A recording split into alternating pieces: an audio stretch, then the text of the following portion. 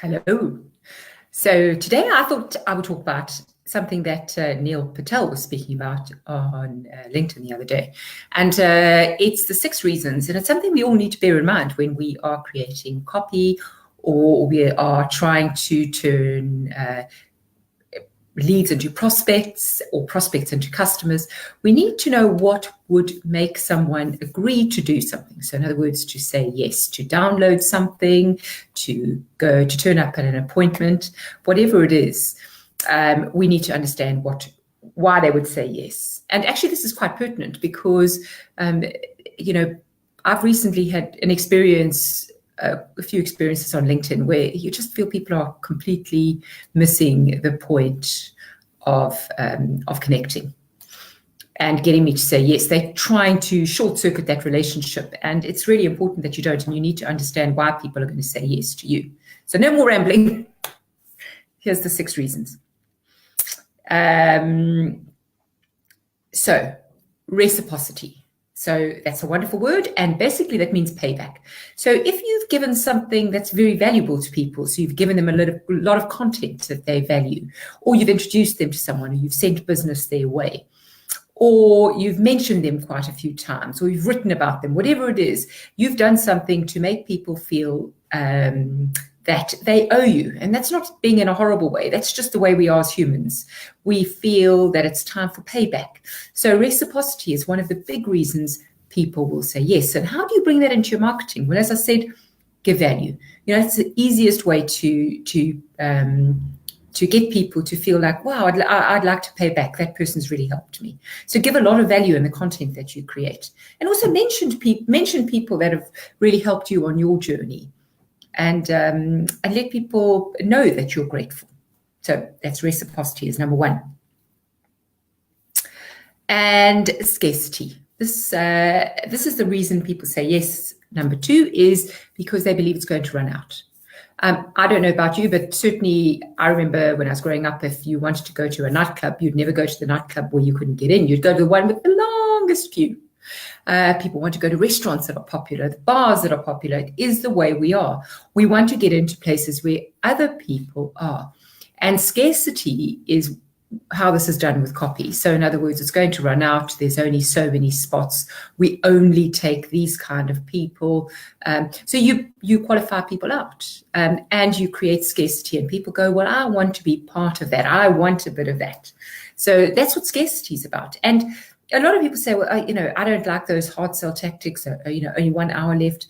But you can find your own way of bringing scarcity into your copy, depending on the way that you sell. So just think about how can you make your product unique to a particular type of audience. So in other words, to exclude an audience, and that's a great way of creating scarcity. Authority. So are you an expert in your field, and do people know that you're an expert in your field? How have you demonstrated that? And also, are other people calling you an expert? So is the consensus out there that you're a person that people turn to when they want information about a particular subject? So if you're a subject expert or a specialist in your area and people know about that, that's a lovely reason people will buy from you. So how do you create that? If you don't have expert status, well, you've got to do what I'm doing at the moment is it's creating content.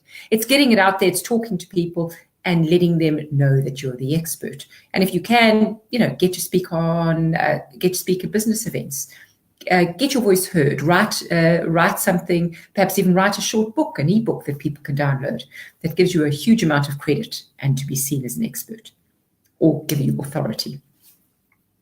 Consistency. Are you being consistent in what you say and do and how you approach things? So consistency is key for why people will buy from you. If you say that you're going to be there every Tuesday and you turn up every Tuesday, there's networks that rely on that rely on people coming every week. And the reason they do that is that's about consistency. That's about building trust because people are being consistent. They pitch up and they do what they say they're going to do week in and week out. So how can you create consistency in your marketing? What can you do every day, every week, and make sure you do it every day and every week? And if you manufacture something or you provide a service, how do you ensure that a level of service stays consistent for everybody. And that's always a challenge for a business, particularly when you're growing. It's tough staying, making a process very consistent all the time for every single person that experiences your brand. So just think about that. How can you do that? Another reason people buy from you is they like you. Just pure and simple. They think you're a nice person. They want to buy from you. They like what you stand for. They like your values. They identify with you. They're part of your tribe. They think that you get them, so they get you. So that's a powerful thing.